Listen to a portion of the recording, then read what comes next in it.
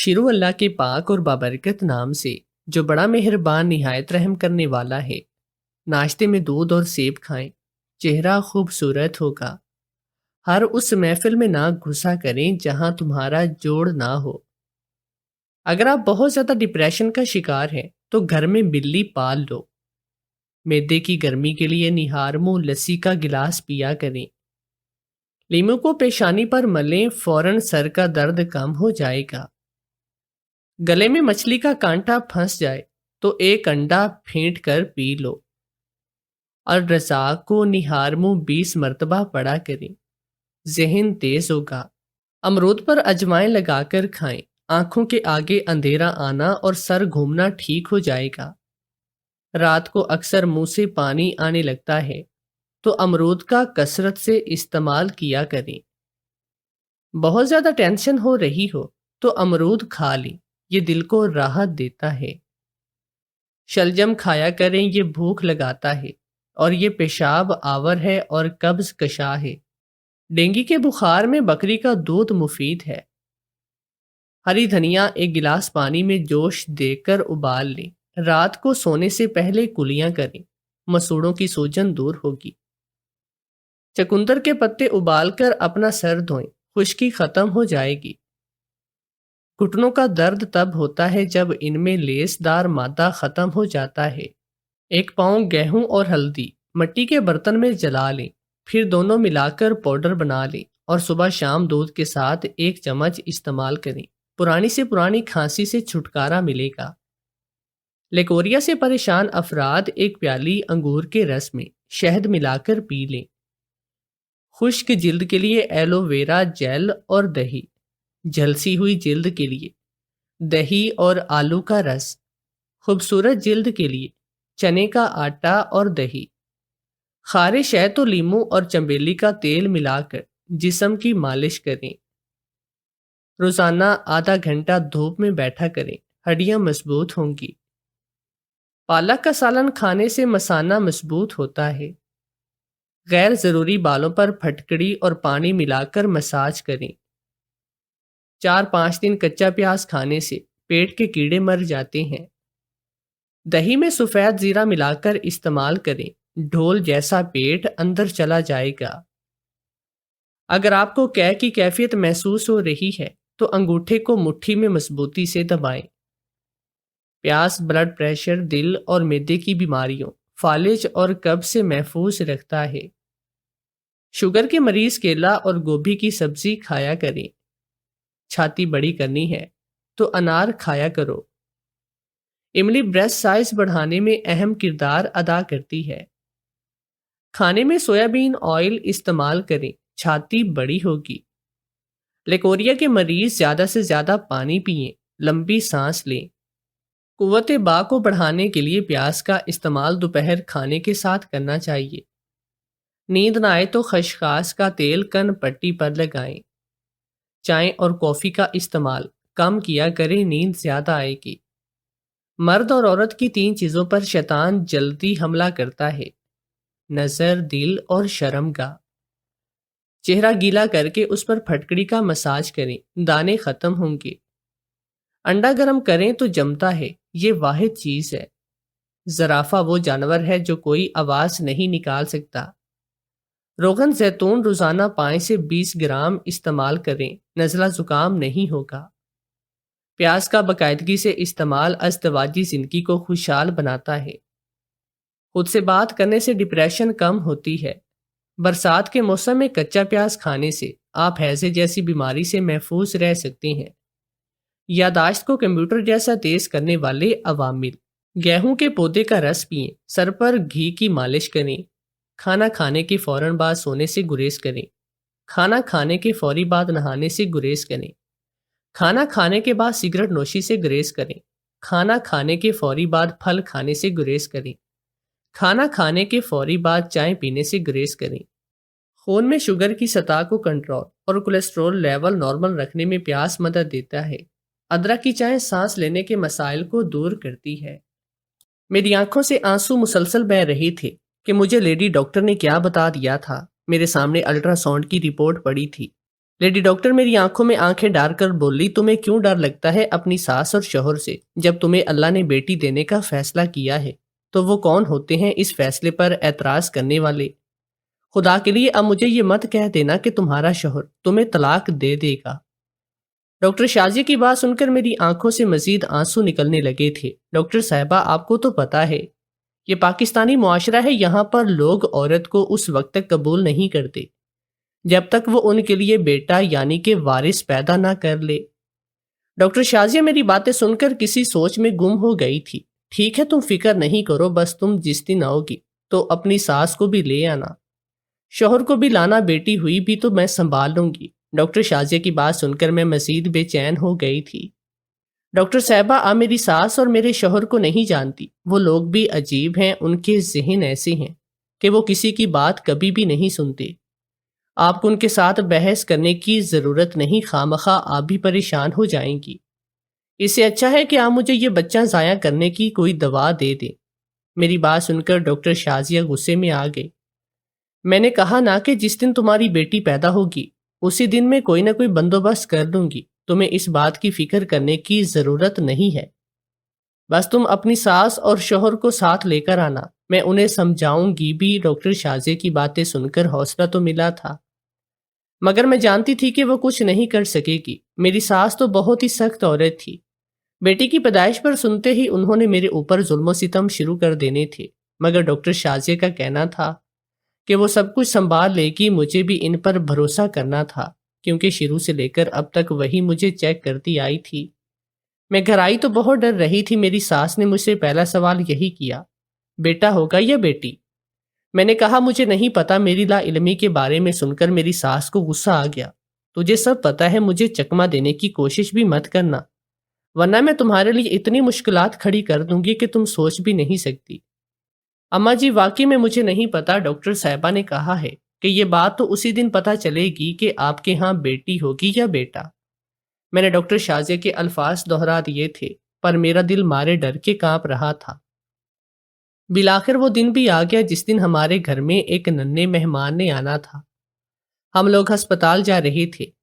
میری ساس نے مجھے پہلے ہی تنبیہ کر دی، بولی کہ رک جاؤ، ابھی تو تم مٹک مٹک کر جا رہی ہو۔ میری ایک بات جان لو، اگر بیٹی ہوئی تو میں تمہیں زندہ نہیں چھوڑوں گی، بیٹا ہوا تو وہ ہمارے گھر ہی رہے گا، لیکن بیٹی ہوئی تو اس کی ذمہ دار تم ہی ہو۔ ہاں، اگر میرے بیٹے نے تمہیں طلاق دے دی تو اس کی ذمہ دار میں نہیں۔ ساس کی صفاقی سن کر میں تو حیران تھی، میں سوچ بھی نہیں سکتی تھی کہ میری ساس اس قدر ظالم نکلے گی کہ وہ بیٹے کی پیدائش پر مجھے طلاق دلوانا چاہتی ہیں۔ بہرحال اس وقت ہمیں ہسپتال جانا تھا۔ ہم لوگ ہسپتال پہنچے۔ ڈاکٹر شازیہ مجھے ایک الگ کمرے میں لے گئی اور کہنے لگی، بس تم نے کسی سے ڈرنا نہیں ہے، جو بھی ہوگا میں دیکھ لوں گی۔ مجھے امید تو تھی کہ ڈاکٹر شازیہ میری ساس کو سمجھا لیں گی، مگر ایسا نہیں ہو سکا۔ جیسے ہی بچے کی پیدائش کا وقت قریب آیا، ڈاکٹر شازیہ مجھ سے کہنے لگی، مجھے معاف کر دو، مجھ سے بہت بڑی بھول ہو گئی۔ میرے ایک دوسرے ہسپتال میں مجھے ضروری کام ہے، مجھے وہاں جانا پڑے گا۔ میں اپنی نرس کو سمجھا کر جا رہی ہوں، وہ تمہارا ساتھ دے گی، تم فکر نہ کرو۔ ڈاکٹر شازیہ کے جانے کے بعد ڈاکٹر انیلا اپنی ایک نرس ساتھ کمرے میں داخل ہو گئے۔ میں انہیں اپنی ساری کہانی تو نہیں بتا سکتی تھی، ظاہر ہے ایک عورت اپنی ذاتی باتیں ہر ایک سے تو نہیں کر سکتی۔ ان کے ساتھ ساتھ میری ساس بھی کمرے میں داخل ہو گئی۔ میری ساس نے آتے ہی ہلا مچا دیا تھا، ڈاکٹر صاحبہ ذرا چیک تو کریں کہ میری بہو کے ہاں بیٹا پیدا ہوگا یا بیٹی پیدا ہوگی۔ ارے، ابھی تک آپ کو یہ بھی نہیں پتا کہ آپ کی بہو کے ہاں بیٹا پیدا ہوگا یا بیٹی؟ یہ باتیں تو 3-4 ماہ کے بعد ہی پتا چل جاتی ہیں۔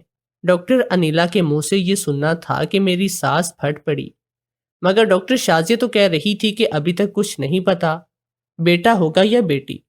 تو کیا ہوا، ہم ابھی چیک کر لیں گے۔ لیکن آپ اتنا کیوں دلچسپی لے رہی ہیں؟ بیٹا ہو یا بیٹی، ہوتے تو دونوں ہی آپ کے وجود کا حصہ ہیں۔ دیکھو ڈاکٹرنی صاحبہ، مجھے تم زیادہ سبق نہ پڑھاؤ، بس یہ بتاؤ کہ ہمارے ہاں بیٹا پیدا ہوگا یا بیٹی، تاکہ ہم اسی حساب سے انتظام کریں۔ ڈاکٹر انیلا سمجھ نہیں پا رہی تھی کہ میری ساس کیا کہنا چاہ رہی ہیں۔ انہوں نے کہا کہ یہ سب جاننے کے لیے تو ہمیں الٹرا ساؤنڈ کرنا پڑے گا، ابھی اس وقت ہم الٹرا ساؤنڈ نہیں کر سکتے۔ ہاں، البتہ تھوڑی دیر تک آپ کو بتا سکتے ہیں کہ آپ کے ہاں بیٹا پیدا ہوگا یا بیٹی۔ میری ساس یہ سن کر مطمئن ہو کر کمرے سے باہر چلی گئی۔ میں نے ڈاکٹر نبیلہ کو بتانے کی کوشش کی کہ وہ میری ساس کو اس بارے میں کچھ بھی نہ بتائے، ورنہ میری زندگی جہنم بن جائے گی، مگر ڈاکٹر نبیلہ کے ذہن پر پتہ نہیں کیا بھوت سوار تھا۔ کہنے لگی، آپ کی ساس کو ابھی تک ڈاکٹر شازیہ نے یہ بھی نہیں بتایا کہ آپ کے ہاں بیٹا پیدا ہوگا یا بیٹی پیدا ہوگی۔ میں نے ڈاکٹر شازیہ کے بارے میں ڈاکٹر نبیلہ کو کچھ بھی نہیں بتایا، بس اپنی ساس کے بارے میں آگاہ ضرور کیا تھا۔ میری بات سنے ڈاکٹر صاحبہ، میں نے ڈاکٹر انیلا کو مخاطب کر کے کہا۔ اس نے میری بات کا دھیان نہیں دیا، بولی کہ یہ تو آپ کے گھر والوں کا حق ہے، ان کو پتہ ہونا چاہیے کہ آپ کے ہاں بیٹا ہوگا یا بیٹی، تاکہ وہ اس حساب سے کپڑے وغیرہ بنا سکیں۔ مختلف خاندانوں کے مختلف رواج ہوتے ہیں۔ ڈاکٹر انیلا کو یہ بات نہیں پتہ تھی کہ میری زندگی میں کیا چل رہا ہے، میری ساس کتنی سخت ہیں۔ انہوں نے نرس کو بھیج کر میری ساس کو اطلاع کر دی کہ ان کے ہاں بیٹی پیدا ہوگی۔ بس یہ سننا تھا کہ میری ساس آگ بگولا ہو گئے۔ انہوں نے کمرے کے دروازے پر دستک دی۔ ڈاکٹر انیلا نے کمرے کا دروازہ کھولا تو سامنے میری ساس آگ بگولا ہوئے کھڑی تھی۔ کیا بات ہے، آپ یہاں کیوں کھڑی ہیں؟ ڈاکٹر انیلا نے میری ساس سے پوچھا تو انہوں نے کوئی جواب دینے کی بجائے ڈاکٹر انیلا کو دھکا دے کر کمرے سے باہر نکال دیا، اور پھر کمرے کے دروازے کو اس نے اندر سے کنڈی لگا دی۔ میں تو سوچ بھی نہیں سکتی تھی کہ میری ساس اس قدر بدتمیز نکلے گی۔ ڈاکٹر انیلا باہر سے دروازہ پیٹنے لگی، مگر میری ساس نے کمرے کا دروازہ نہیں کھولا، بلکہ یہ میرے کمرے میں آ گئی۔ میں اپنی ساس کو دیکھ کر حیران تھی، کیونکہ ساس کے ہاتھ میں موٹی موٹی رسیاں تھیں، جنہیں دیکھ کر ایسے لگتا تھا کہ آج یہ مجھے باندھ کر کسی نالے میں پھینکے گی۔ یہ وہی ہے جو تمہاری بیٹی کے اس دنیا میں آنے کا علاج کرے گا۔ میری ساس نے یہ کہہ کر میرے وجود کو رسیوں سے باندھنا شروع کیا۔ اس وقت تو انسان بہت ہی نازک صورتحال سے گزر رہا ہوتا ہے۔ میں نے اپنی ساس کے سامنے چیخنا شروع کیا، مگر انہوں نے اس بات کی کوئی بھی پرواہ نہیں کی کہ ان کا یہ عمل مجھے کتنی زیادہ تکلیف میں مبتلا کر رہا ہے۔ میں روتی رہی، چیختی چلاتی رہی، مگر میری ساس نے میری کوئی بات نہیں سنی۔ پتہ نہیں 2 منٹ ہی گزرے ہوں گے کہ میری آنکھوں کے آگے اندھیرا سا چھا گیا، کیونکہ میری ساس نے زور سے میری ٹانگ پر ضرب لگائی تھی۔ ایسا لگتا تھا جیسے میری ساس مجھے جان سے ہی مار دینا چاہتی ہے، اور آخر وہ ایسا کیوں کر رہی تھی؟ اگر بیٹی پیدا ہوتی، انہیں بیٹی نہ رکھنا تھا تو وہ مجھے میرے گھر جانے دیتی۔ اس میں اتنا تشدد کرنے والی کون سی بات تھی؟ مگر اب تو میرے ذہن پر اندھیرا سا چھا چکا تھا۔ مجھے کچھ نہیں پتا کہ کیا ہوا۔ تھوڑی دیر کے بعد مجھے محسوس ہوا جیسے کوئی تیز دھار والی سوئی میرے وجود میں چبھوئی جا رہی ہے۔ میں چپ چاپ لیٹی رہی تھی، کیونکہ میرا ذہن سن ہو چکا تھا۔ میں چاہ کر بھی اپنے ہاتھ پاؤں نہیں ہلا سکتی تھی۔ انجیکشن لگتے ہی میرے درد میں کمی سی محسوس ہونے لگی تھی۔ میرا ذہن اس طرح تاریکی میں ڈوبا ہوا تھا، آنکھیں بھی بند تھی۔ مجھے اپنے وجود پر چلتی پھرتی چیزیں محسوس ہونے لگی تھی۔ ایسا لگ رہا تھا کہ پورے جسم میں چونٹیاں رینگ رہی ہیں۔ میں چیخنا چلانا چاہتی تھی، مگر میں ایسا کر نہیں سکی۔ میری ساس نے مجھے سختی سے جکڑ دیا، اور شاید ابھی تک میرے ذہن میں اسی جکڑن کا اثر تھا۔ مجھے سمجھ میں نہیں آ رہا تھا کہ کیا ہوا ہے۔ تبھی میرے کانوں میں شور کی آواز پڑنے لگی۔ مجھے کسی بچے کے رونے کی آواز سنائی دی۔ میرے دل کی دھڑکن تیز ہو گئی تھی۔ بچے کے رونے کی آواز کا مطلب یہ تھا کہ ہماری اولاد اس دنیا میں آ چکی ہے۔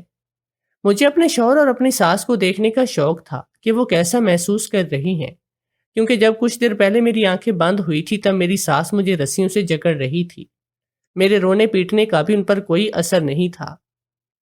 میں تو کہتی رہ گئی تھی کہ اماں جی ایسا نہ کریں، یہ دن میرے ساتھ بدلے اتارنے کا نہیں، مگر میری ساس نے میری ایک نہ سنی تھی۔ بالآخر اس نے مجھے ایک ہی ضرب لگائی تھی، جس کے بعد بے ہوش ہو گئے۔ اب جب کہ میری آنکھ کھلی تو ایک بچے کی ننھی سی آواز تھی جو میرے کان میں پڑی، اور بس مجھے ایسے لگا جیسے کہ مجھے جنت مل گئی۔ میں نے آنکھیں کھولنے کی کوشش کی کہ مجھے ایسے لگا جیسے میری آنکھوں پر پٹی باندھی گئی ہو۔ میں نے ہاتھ ہلا کر نرس کو وہ پٹی کھولنے کا اشارہ کیا۔ میں اب منہ سے بھی بول سکتی تھی۔ نرس نے جیسے ہی میری آنکھوں سے پٹی ہٹائی تو سامنے کا منظر دیکھ کر مجھے اپنی آنکھوں پر یقین نہیں آیا۔ ایسے لگا جیسے کہ میں کوئی خواب دیکھ رہی ہوں۔ مجھے یقین نہیں آ رہا تھا کہ یہ سب کچھ کیا ہے۔ میری ساس ابھی بھی کیسے پرسکون بیٹھی تھی، مگر اگلے لمحے نے مجھے مزید حیران کر دیا تھا۔ مجھے میری ساس کی آواز آئی۔ آواز میں نہ ہی کوئی غصہ تھا اور نہ ہی کوئی حقارت۔ میری ساس تو خوشی سے پھولے نہیں سما رہی تھی۔ ارے بیٹی، تم نے اتنی بڑی بات مجھ سے کیوں چھپائی؟ مجھے پہلے بتا دیتی تو میں تم پر غصہ نہ کرتی۔ خواہ مخواہ ہی میں نے تم پر غصہ کیا، تمہیں تکلیف دیتی رہی۔ دیکھو نا، مجھ سے تم نے اتنی بڑی خوشی چھپائی۔ بیٹی، میری ساس آگے بڑھ کر میرا ہاتھ چومنے لگی تو مجھے ان پر حیرت ہونے لگی تھی۔ مجھے تو یقین نہیں آ رہا تھا کہ میری ساس میرے ساتھ اتنا اچھا رویہ اختیار کیے ہوئے ہیں۔ کمرے میں میرا شوہر بھی موجود تھا۔ میرے شوہر نے مسکراتے ہوئے میری طرف دیکھا۔ میری تو خیر تھی، مگر اماں بہت ہی پریشان تھی۔ تمہیں تو پتا ہے نا ثانیہ کہ میں امی سے کتنا پیار کرتا ہوں۔ ان کی بات نہیں ٹال سکتا۔ میں اپنے شوہر کا بھی بدلا ہوا رنگ دیکھ کر حیران تھی کہ یہ لوگ کیسے پل بھر میں بدل گئے۔ کہاں میری ساس مجھے مارنے چلی تھی، اور اس وقت تو کمرہ بھی بند تھا۔ مجھے تو بھی یقین نہیں تھا کہ ڈاکٹر انیلا واپس آ کر مجھے بچائیں گی۔ مجھے تو اس بات پر بھی کوئی یقین نہیں تھا کہ مجھے یہاں سے نکالا جائے گا، مگر اب مجھے یہ دیکھ کر حیرت ہو رہی تھی کہ میری ساس اور میرا شوہر دونوں ہی خوش تھے۔ انہیں دیکھ کر میں نے آنکھیں پھاڑے ان کی طرف حیرت سے دیکھا تھا۔ ایسا کیا دیکھ رہی ہو ثانیہ؟ ہم تمہاری خوشی میں بہت خوش ہیں۔ تم نے ہمیں اس گھر کا وارث دے دیا۔ یہ سننا تھا کہ میرے قدموں تلے سے زمین نکل گئی۔ گھر کا وارث؟ مگر میرے ہاں تو بیٹی پیدا ہونے والی تھی۔ میں نے اپنی ساس کو اس بات کا یقین تو نہیں دلایا تھا، مگر ڈاکٹر شازیہ نے دوبارہ الٹرا ساؤنڈ کیا تھا۔ دونوں نے ہی ایک بار انہوں نے اس بات کی تصدیق کی کہ میرے ہاں بیٹا نہیں بلکہ بیٹی پیدا ہوگی، اور اب یہ بیٹا پیدا ہو گیا۔ یہ بات بڑی حیران کر دینے والی تھی۔ میں نے ڈاکٹر انیلا کی طرف دیکھا تو وہ بھی خوشی سے مجھے بتا رہی تھی کہ ہاں تمہارے ہاں بیٹا پیدا ہوا ہے۔ تمہاری زندگی میں شاید ایک یہی کمی تھی۔ تمہیں بہت بہت مبارک ہو بیٹے کی۔ اب تمہارا خاندان مکمل ہے۔ ڈاکٹر انیلا تو مجھے یہ بات خوشی سے بتا رہی تھی، مگر مجھے چین نہیں آ رہا تھا۔ میرے ہاں بیٹا پیدا ہو ہی نہیں سکتا، کیونکہ سارے ایک تو علامات بیٹی والی تھی، اور دوسرا یہ کہ ڈاکٹر شازیہ بھی بہت بار میرا الٹرا ساؤنڈ کر کے دیکھ چکی تھی۔ انہوں نے مجھے کہا تھا کہ تمہارے ہاں کسی صورت بیٹا پیدا ہو ہی نہیں سکتا، اور اب تو تمہارے مہینے بھی کافی گزر گئے ہیں۔ اب بچے کو تم ضائع بھی نہیں کر سکتی، سو تمہیں یہ بیٹی پیدا کرنا ہوگی۔ مجھے ڈاکٹر شازیہ کی باتیں یاد آ رہی تھی۔ اس سے پہلے کہ میں مزید حیران ہوتی، لیبر روم میں بیٹھے ایک آدمی پر میری نظر پڑی تھی۔ یہ عجیب و غریب شخص تھا۔ اس کے بال اور داڑھی بڑی ہوئی تھی، آنکھوں میں کاجل تھا، کالے رنگ کے کپڑے پہن کر یہ یوں سائیڈ پر بیٹھا تھا جیسے اسے اس ماحول سے کوئی لینا دینا نہیں، مگر اس کی نظریں مجھ پر تھی۔ وہ آدمی جس نظر سے مجھے دیکھ رہا تھا، ایسا لگتا تھا کہ مجھے وہ پہلے بھی جانتا ہے۔ میں نے اسے پہچاننے کی کوشش کی، اپنے ذہن پر بہت زور ڈالا، مگر مجھے یاد نہیں آیا کہ میں نے اسے کہاں دیکھا تھا۔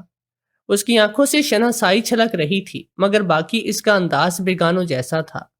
لگتا تھا جیسے وہ اس لیبر روم میں کافی دیر سے بیٹھا ہے۔ مجھے حیرت اس لیے بھی ہوئی تھی کہ لیبر روم میں کسی باہر کے مرد کو آنے کی اجازت نہیں ہوتی، مگر اس کے باوجود یہ آدمی یہاں پرسکون انداز میں بیٹھا ادھر ادھر کا جائزہ لے رہا تھا۔ اس آدمی سے میں نے پوچھا کہ تم کون ہو؟ کمرے میں میری ساس اور شوہر کے بولنے کی آوازیں آ رہی تھی، مگر میرا ذہن سارا اس آدمی کی طرف ہی تھا۔ وہ بھی مجھے غور سے دیکھ رہا تھا۔ پھر اس نے مجھے ہاتھ سے کچھ اشارہ کیا جس کی مجھے سمجھ نہیں آئی۔ میں سوچنے لگی یہ مجھے کیا کہہ رہا ہے، مگر مجھے کوئی بات اس وقت سمجھ میں نہیں آ رہی تھی۔ ہاتھ کے اشارے سے شاید وہ مجھے ملنے کا کہہ رہا تھا، لیکن میں اسے کیسے مل سکتی تھی جبکہ نہ ہی میں اسے جانتی تھی، اور ویسے بھی ابھی میری ساس اور میرا شوہر میرے ساتھ تھے۔ اگر میں دل سے یہ چاہتی بھی کہ میں اس آدمی سے بات کروں تو بھی نہیں کر سکتی تھی۔ وہ آدمی بہت ہی اجنبی سا لگ رہا تھا، مگر اس کے ملنے کا کہنے کا کیا مطلب تھا یہ بات مجھے سمجھ میں نہیں آ رہی تھی۔ بیٹی پیدا ہونے کی بجائے میرا بیٹا پیدا ہو گیا۔ میں اس الجھن سے ابھی نکلی نہیں تھی کہ اس آدمی نے میرے ذہن کو مزید مفلوج کر دیا تھا۔ میں سوچنے لگی کہ اب کیا ہوگا، میں گھر جاؤں، یہ نہ ہو یہ آدمی میرے پیچھے آئے، اور ویسے بھی مجھے نرس سے پوچھنا چاہیے کہ یہ کون ہے۔ تھوڑی دیر کے بعد ڈاکٹر انیلا کے ساتھ ان کی نرس اندر آئی۔ میں نے اسے اشارے سے پوچھا کہ یہ آدمی کون ہے۔ نرس نے بھی لا علمی کا اظہار کر دیا، مگر اس کے انداز سے لگ رہا تھا کہ وہ یہ بات میری ساس اور میرے شوہر سے چھپانا چاہ رہی ہے۔ میں بھی نہیں سمجھی تھی کہ وہ آدمی یہاں کتنی دیر سے بیٹھا تھا اور کیوں بیٹھا تھا۔ بہرحال میری ساس نے کہا کہ اب مجھے گھر جانا ہے، تمہارے ساتھ آ کر میری بڑی بیٹی سبیکا رکے گی، تم یہیں پر رہو۔ ایسا نہ ہو کہ تمہیں کسی چیز کی ضرورت ہو اور وہ گھر میں موجود نہ ہو۔ کچھ دن ہسپتال میں رہنا مناسب رہے گا۔ میری ساس کا رویہ بدل چکا تھا، ان کی باتیں بہت ہی میٹھی ہو چکی تھی، مگر ابھی تک مجھے نہ ہی ان پر یقین آیا تھا اور نہ ہی اس بات پر کہ میرے ہاں بیٹا پیدا ہو گیا ہے۔ میرے دل میں بہت سارے وسوسے اور بہت سارے وہم تھے جنہیں چاہ کر بھی اپنے ذہن سے جھٹک نہیں پا رہی تھی۔ اتنے میں میری ساس نے کہا کہ میں جا رہی ہوں، تم اپنا خیال رکھنا۔ میں نے دیکھا کہ میرا شوہر بھی وہاں سے جا ہی رہا تھا، مگر وہ آدمی ادھر ہی بیٹھا ہوا تھا۔ جب اسے یہ لگنے لگا کہ شاید میرے شوہر کی نظر اس پر پڑے تو وہ اپنا ایک پردہ آگے کر کے بیٹھ گیا، یعنی اب وہ ایک پردے کے پیچھے چھپ گیا تھا، مگر تھا وہ اس کمرے میں ہی۔ مجھے ڈر لگنے لگا تھا کہ میں اپنے شوہر کے ہوتے ہوئے یہ بھی نہیں کہہ سکتی تھی کہ یہ آدمی مجھے دیکھ رہا ہے۔ اب اس کے جانے کے بعد مجھے فکر پڑ گئی کہ یہ آدمی اگر یہاں میرے ساتھ اکیلے کمرے میں ہوا تو پتہ نہیں کیا ہو جائے گا۔ بس میری زبان نہیں کھل سکی تھی، میرا شوہر وہاں سے چلا گیا تھا۔ اب میرا دل زور زور سے دھڑک رہا تھا کیونکہ مجھے اس آدمی سے سخت خوف محسوس ہو رہا تھا۔ ایک تو اس کا حلیہ ہی بڑا عجیب سا تھا، بڑے ہوئے بال، گھنی داڑھی، اسے دیکھ کر مجھے پہلے سے ہی ڈر لگ رہا تھا۔ سب کے کمرے سے جانے کے بعد وہ پردے کے پیچھے سے نکل کر آیا، میرے سامنے کھڑا ہوا۔ تم نے مجھے پہچانا نہیں؟ نہیں، میں نے نہیں پہچانا، میں نظریں جھکا کر بولی تھی۔ مجھے اس سے بہت ہی خوف آ رہا تھا۔ چلو ٹھیک ہے، میں رات کو آؤں گا، اور اگر تمہارے کمرے میں کوئی اور ہوا تو اسے نکال دینا۔ اگر تم نے ایسا نہیں کیا تو تم بہت ہی زیادہ پچھتاؤ گی، ساری عمر پچھتاؤ گی، اپنی اولاد سے کبھی نہیں مل پاؤ گی، نہ ہی اپنی زندگی اچھے سے گزار سکو گی۔ میں جو تمہیں کہہ رہا ہوں اس پر عمل کرنا۔ تمہاری ساس تمہارے کمرے میں آئی یا تمہارا شوہر تو انہیں کہہ دینا کہ میں اکیلی رہ لوں گی، تمہیں نیند آئی ہے، تاکہ وہ لوگ کمرے سے باہر چلے جائیں۔ میں آؤں گا تو مجھے یہاں کمرہ خالی چاہیے۔ وہ آدمی ایسے مجھ پر حق جتا رہا تھا جیسے وہی میرا شوہر ہو۔ جاتے جاتے اس نے ایک ہی بات کہہ دی جو کہ مجھے بے چین کر رہی تھی، بلکہ میرے ذہن کو بھی ہلا کر رکھ گئی تھی۔ مجھے لگ رہا تھا جیسے میں ابھی تڑپ تڑپ کر مر جاؤں گی۔ کہنے لگا کہ جو آدمی یہاں پر موجود تھا وہ تمہارا شوہر نہیں تھا، تم اپنی زندگی ہی خوش فہمی میں گزار رہی ہو۔ اگر تمہیں سچ جاننا ہے تو میں رات کو آ جاؤں گا، تم سب کو کمرے سے نکال دینا۔ اس آدمی کی باتیں سن کر مارے خوف کے میں تھر تھر کانپنے لگی تھی۔ اس کے جانے کے بعد بھی مجھے چین نہیں آیا۔ پھر میری نظر اپنے بچے پر پڑی جو کہ میرے پہلو میں چھوٹے سے کمبل میں لپٹا کر رکھا گیا تھا۔ اسے دیکھ کر مجھے یقین نہیں آ رہا تھا کہ جو کچھ میں دیکھ رہی ہوں وہ سچ ہے اور حقیقت پر مبنی ہے، کیونکہ بچے کی آنکھیں بھورے رنگ کی تھی، جبکہ میری اور میرے شوہر کی آنکھیں کالے رنگ کی تھی۔ ہلکے بھورے رنگ کی آنکھوں والا وہ بچہ میری طرف دیکھ کر مسکرا رہا تھا۔ وہ بچہ مجھے ایسے دیکھ کر مسکرا رہا تھا جیسے یہ بھی مجھے پہلے سے جانتا ہو۔ میرے دل میں بہت ساری باتیں آ رہی تھی مگر میں خاموش تھی۔ شام کے تقریباً 7 سے 8 بجے کے درمیان میرے کمرے کا دروازہ کھلا، میری ساس اور میرا شوہر کمرے میں داخل ہوئے۔ ان کے ہاتھ میں بہت سارے پھل، فروٹ اور کیک وغیرہ تھی۔ یہ لوگ میرے لیے بہت ساری چیزیں لے کر آئے تھے۔ میں نے پہلے ہی طبیعت کی خرابی کا بہانہ کر دیا تھا۔ ساس سے کہا کہ میری طبیعت ٹھیک نہیں، میں آرام کرنے کا جی چاہ رہا ہے، آپ لوگ پھل فروٹ رکھ کر یہاں سے چلے جائیں۔ میری ساس میری کسی بھی بات کا برا نہیں مان رہی تھی۔ اس وقت وہ بہت ہی خوش لگ رہی تھی، اس لیے انہوں نے مجھے اپنے ہاتھ سے کیک وغیرہ کھلائے اور کہنے لگی، اب میں جا رہی ہوں، تم کو اپنا خیال رکھنا ہوگا۔ ڈاکٹر شازیہ بھی آگے، وہ پوچھ رہی تھی کہ تمہاری بیٹی کہاں ہے؟ میں نے اسے کہا کہ میری بہو کے ہاں بیٹی نہیں بلکہ بیٹا پیدا ہوا ہے، تو وہ بھی ہکا بکا رہ گئی۔ ساس کی بات سن کر مجھے یقین آ گیا کہ ڈاکٹر صاحبہ نے جو بھی پوچھا ہے وہ بالکل صحیح پوچھا۔ ان کو بھی پتا تھا کہ میرے ہاں بیٹی پیدا ہوگی۔ پھر ایسا کیسے ہو سکتا ہے کہ میرے ہاں بیٹا پیدا ہو گیا؟ میری ساس تو مجھے رسیوں سے باندھ رہی تھی، پھر وہ سب کہاں گیا؟ خیر کافی ساری چیزیں تھیں جو کہ اب میرے ذہن پر آشکار ہو رہی تھی، اور تھوڑی دیر کے بعد ایک شخص بھی آنے والا تھا جو مجھے حقیقت سے آشکار کرنے والا تھا۔ بالآخر میں نے اپنی ساس اور شوہر کو کمرے سے بھیج دیا، کہا کہ مجھے فی الحال نیند آ رہی ہے، میں آرام کرنا چاہتی ہوں۔ میری ساس نے بنا کسی چون چراں کے کمرہ خالی کیا۔ میں اکیلی رہ گئی تھی۔ تقریباً 10 منٹ گزرے ہوں گے کہ کمرے کا دروازہ کھلا تھا۔ دروازہ کھلا تو وہ آدمی اندر داخل ہوا، مگر وہ اکیلا نہیں تھا، اس کے ساتھ ایک لڑکی بھی تھی جسے دیکھ کر میں دنگ رہ چکی تھی۔ اب مجھے کسی قسم کے سوال کے جواب کی ضرورت نہیں تھی۔ ان لوگوں نے بھی مجھے جب اسٹریچر پر ڈالا تو میں نے کوئی چون چرا نہیں کی، بلکہ میں بس اپنی آنکھیں موندے لیٹی تھی۔ کیونکہ مجھے بانو پر بھروسہ تھا۔ بانو کے بارے میں بتانے سے پہلے وہ بتاؤں گی جو میرے ساتھ اس کے بعد ہوا۔ یہ لوگ اسٹریچر پر ڈال کر باہر کھڑی ایمبولینس میں لے گئے۔ ایمبولینس نہ جانے کتنی دیر سے وہاں کھڑی میرا انتظار کر رہی تھی۔ ہم لوگ گاڑی میں بیٹھے تھے۔ میں نے ان سے پوچھا کہ تم لوگ یہاں کیسے اور کب آئے؟ تب مجھے شہروز نے بھی اپنا اصلی چہرہ دکھایا۔ پہلے وہ داڑھی، کاجل، سرمے کی وجہ سے مجھ سے پہچانا نہیں جا رہا تھا۔ ویسے بھی اس بات کو تقریباً 6 سال گزر گئے تھے۔ شہروز اور ہم لوگ ایک ہی گھر میں رہتے تھے۔ شہروز میرے چچا کا بیٹا تھا، بانو میرے چچا کی بیٹی تھی۔ ہم سب ایک ہی گھر میں رہا کرتے تھے۔ میری منگنی شہروز سے ہو چکی تھی۔ ابا کا اور چچا کا زمینوں کا لڑائی جھگڑے میں ہمارے رشتے کو توڑنے کا سبب بنا۔ میری اور شہروز کی خوشیاں خاندانی دشمنی کی نظر ہو گئی۔ بس پھر میری شادی کہیں اور کر دی گئی۔ ابا ہم سب کو لے کر کراچی آ گئے۔ میں تو بس روتی تڑپتی رہ گئی۔ ابا نے کہا کہ میں نے کبھی نہیں سوچا تھا کہ میری شادی ایک ایسے ان پڑھ جاہل گھرانے میں ہوگی جہاں بیٹیوں کی پیدائش کو جرم سمجھا جاتا ہے۔ ابا تو اپنے بھائی سے بچھڑ کے 1 سال کے بعد ہی اس دنیا سے گزر گئے۔ میرے سسرال والوں کو مزید شے مل گئی۔ وہ ظالم سے ظالم ترین بنتے گئے۔ میری زندگی بھی بدتر سے بدترین ہوتی گئی۔ مگر اس کے بعد جو شہروز اور بانو نے کیا وہ قابل تعریف تھا۔ ان لوگوں نے جب مجھے ہسپتال میں دیکھا تھا تو یہ لوگ اپنی بھابھی کے ساتھ آئے تھے۔ میری ساس کی حرکتوں کا علم ان لوگوں کو اچھے سے تھا۔ یہ بھی جانتے تھے کہ میرا شوہر میری ساس کے ہوتے ہوئے مجھے طلاق دے بھی چکا ہے۔ یہ سب کچھ ہسپتال کے باہر ہوتا رہا۔ میری ساس میرے شوہر کو بلیک میل کرتی، اگر تمہاری بیوی بیٹی پیدا کر رہی ہے تو تم اسے طلاق دے دو، اور پھر میری تو بیٹی ہی ہوتی تھی۔ میرے شوہر نے قسم کھا لی اگر میری بیوی کی بیٹی ہوئی تو اس کو طلاق اب ظاہر ہے۔ بیٹی ہو جانے پر میری طلاق تو واقع ہو چکی تھی، مگر ان لوگوں نے مجھے میری ساس کے ظلم و ستم سے بچانے کے لیے اپنی بھابھی کا بیٹا رکھ کر ان کو یہی تاثر دیا کہ جیسے کہ میرا بیٹا پیدا ہوا ہے۔ بیٹی یہ لوگ اپنے ساتھ لے گئے تھے۔ شہروز اور اس کے ابا جان ہمیشہ ہی میرے ساتھ بہت ہی اچھے سے پیش آتے تھے، اور اب جب کہ ابا جان بھی نہیں تھے تو ان لوگوں نے میری اور زیادہ پرواہ کی۔ مجھے نہیں پتا تھا کہ خونی رشتوں میں اتنی طاقت ہوتی ہے کہ وہ آپ کو دور سے بھی کھینچ کر لے کر جاتے ہیں، آپ کی مدد کرتے ہیں اور آخر دم تک آپ کے ساتھ کھڑے رہتے ہیں۔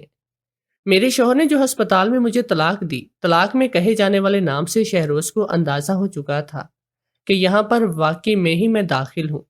پہلے تو ان لوگوں کو اس بات کا اتنا یقین نہیں تھا، مگر میرے شوہر اور میری ساس کو دیکھ کر سمجھ گئے کہ کیا چل رہا ہے۔ شہروز اور بانو نے میری زندگی بچانے کے لیے اپنا خون داؤ پر لگا دیا، اپنی بھابھی کا بیٹا داؤ پر لگا دیا، کیونکہ اگر یہ لوگ بھابھی کے بچے کو لے کر چلے جاتے تو پھر شاید کبھی نہیں مانتے کہ یہ اولاد ان کی نہیں بلکہ ان کے ہاں تو بیٹی پیدا ہوئی۔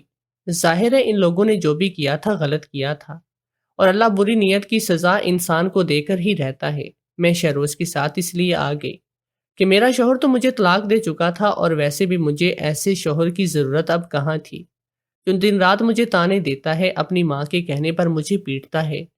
اور بیٹی کو تو ایسے باپ کی ضرورت ہرگز نہ تھی جو میرے لیے میری بیٹی کو عذاب سمجھتا ہے، جس نے میری بیٹی کے پیدا ہونے پر مجھے طلاق دے دی تھی۔